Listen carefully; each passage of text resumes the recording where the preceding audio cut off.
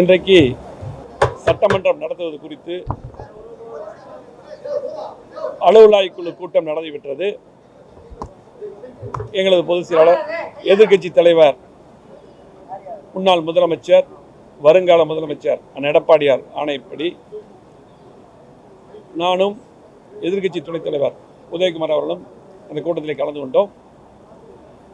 இந்த கூட்டத்திலே நாங்கள் கடுமையான முறையில் எதிர்க்கட்சியுடைய கோரிக்கை, சட்டமன்ற உறுப்பினர்களுடைய கோரிக்கை, பேசுவதற்கு அதிகமான வாய்ப்புகள் வேண்டும் என்று ஆரம்பத்திலே சொல்லி அதிக நாட்கள் நடத்த வேண்டும் என்று சொன்னோம். ஆனால் 2 நாட்கள் மட்டும்தான் நடத்துவோம் என்று அதை முடிவு செய்தார்கள்.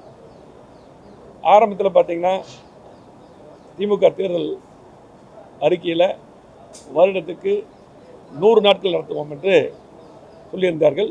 இதுவரையிலுமே 100 நாட்கள் மொத்தமாக நடத்தியிருப்பாங்க. அதே கேள்விக்குறியாக இருக்கிறது. கடந்த முறை பட்ஜெட்லையும் கூட பார்த்தீங்கன்னா 9 நாள்லேயே முடிச்சிட்டாங்க பட்ஜெட்டை. இந்த முறை பார்த்தீங்கன்னா மழை வெள்ளம், அதே போல் சட்டமன்ற உறுப்பினர்களுக்கு தொகுதியிலே மாவட்டத்திலே பல்வேறு பிரச்சனைகள் இருக்கிறது என்று எல்லா சட்டமன்ற உறுப்பினர்களும், அனைத்து சட்டமன்ற உறுப்பினர்களும் கோரிக்கை வைத்துக் கொண்டிருக்கிறார்கள், பேசுவதற்கு வாய்ப்பு வேண்டும் என்று. அந்த அடிப்படையில் தான் நானும் துணைத் தலைவரும் அந்த கோரிக்கையை வைத்தோம். இதில் பார்த்தீங்கன்னா வெறும் 2 நாளில் இது முடித்தது மிகப்பெரிய வருத்தம். ஏனென்றால் சட்டமன்ற உறுப்பினர்கள் மக்களுடைய பிரச்சனையை இங்கே கவனத்துக்கு கொண்டு வந்தால்தான், சட்டமன்றத்தில் கொண்டு வந்தால்தான் அந்த பகுதியில் இருக்கக்கூடிய அதிகாரிகளுக்கு சென்று அந்த வேலை நடக்கக்கூடிய வாய்ப்புகள் இருக்கிறது.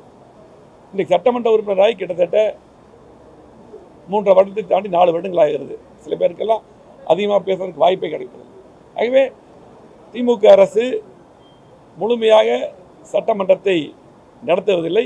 குறிப்பாக மாண்புமிகு பேரவைத் தலைவர் அவர்கள் அதுக்கு ஒத்துக்கொள்வதில்லை. சட்டமன்றத்தில் பேசுவதற்கும் வாய்ப்பில்லை, சட்டமன்றம் நடத்துவதும் குறைவாக நடத்துகிறாங்க.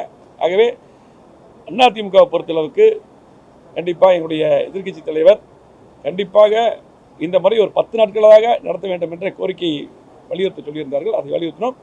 அதை அவர்கள் ஏற்றுக்கொள்ளவில்லை.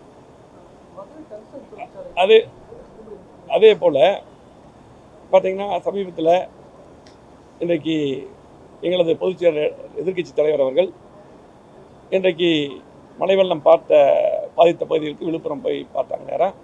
அது மட்டும் இல்லாமல் இந்த மழை வரும்போது இந்த கடுமையான 2 நடவடிக்கை எடுக்க வேண்டும் என்றும் அறிக்கை மூலம் சொல்லியிருந்தார்கள். இதுக்கு முன்னால் பார்த்தீங்கன்னா சொத்து வரி பற்றி எங்களோட பொதுச் செயலாளர், எதிர்க்கட்சி தலைவர் சொல்லியிருந்தாங்க. அதுக்கு கூட தற்போதைய அமைச்சர் பதில் சொல்லியிருந்தாங்க. நான் உள்ளாட்சித்துறை அமைச்சராக இதுக்கு முன்னாடி இருக்கும்போது நானும் அந்த இதில் இருந்த அடிப்படையில் இந்த கருத்து சொல்கிறேன். அதாவது அதிமுக ஆட்சி இருக்கிறவர்கள் 10 வருடமாக சொத்து வரி உயர்த்தப்படவில்லை. இப்போ திமுக ஆட்சி 100%, 150% பார்த்தீங்கன்னா இன்றைக்கு அலுவலக கட்டணங்களுக்கெல்லாம் 150, அதே வீடுகளுக்கெல்லாம் 100% அதிகம் பண்ணியிருக்காங்க.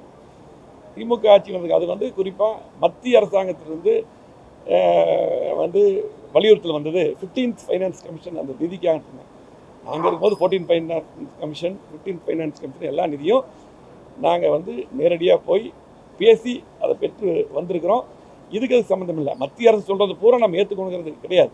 அவங்களும் அப்படி தான் எல்லாம் ஏற்றுக்கிறது இல்லை, நம்மளும் அப்படி இல்லை. அந்த நேரத்துலையும் கூட அதிகாரிகள்லாம் கூட்டம் நடந்தது. அப்பொழுது முதலமைச்சராக இப்போ இருக்கிற எதிர்க்கட்சி தலைவர் எடப்பாடி அவர்கள் இருந்தாங்க. அதிகாரிகளாக சொன்னாங்க, இப்படி மத்திய அரசாங்கத்திலிருந்து கடிதம் வந்திருக்கிறது, கண்டிப்பாக நாம் அதிகம் பண்ணால் தான் இந்த நிதி வரும்னாங்க. அப்போ சொன்னது, அந்த கூட்டத்தில் சொன்னது, ஃபைனான்ஸ் செக்ரட்டரி இருந்தாங்க, அதே போல் சீஃப் செக்ரட்டரி இருந்தாங்க, எங்களை செக்ரட்டரி இருந்தாங்க, எல்லாம் இருக்கும்போது நாங்கள் இருக்கும்போது சொன்னாங்க, கொரோனா வந்திருக்கு, மக்கள் சிரமத்தில் இருக்காங்க. கொரோனா இருக்கும்போது அரசாங்கத்துக்கு வருமானம் குறைவாக தான் இருக்குது, அந்த சூழ்நிலை எனக்கு தெரியும். இருந்தாலும் கூட மக்கள் மேல் இந்த வரியை ஏற்றக்கூடாது என்று ஏற்றவே கிடையாது. அன்னைக்கு ஒரு சர்க்கிள் போடுறது கூட உடனடியாக நிறுத்தி வைக்க சொல்லி முழுமையாக 10 ஆண்டுகள் அம்மா இருக்கும்போது சரி, எடப்பாடியாக இருக்கும்போதும் முழுமையாக சொத்து வரி, வீட்டு வரி, நிலவரி எதுவுமே ஏற்றப்படவில்லை. இதை அது அமைச்சருக்கும் தெரியும். அது தவறாக சொல்லியிருக்காங்க. கண்டிப்பாக அதிமுக ஆட்சியில் ஏற்றல, திமுக ஆட்சி வந்திருக்காங்க, அது ஏற்றிருக்காங்க. பாதகம் செய்பவரை கண்டால் நாம் பயங்கொள்ளலாகாது பாப்பா, மோதி மிதித்து விடு பாப்பா, அவர் முகத்தில் உமிழ்ந்து விடு பாப்பா. அண்மை செய்திகளை உடனுக்குடன் தெரிந்து கொள்ள இணைந்திருங்கள் இயம்நாடு தொலைக்காட்சியுடன்.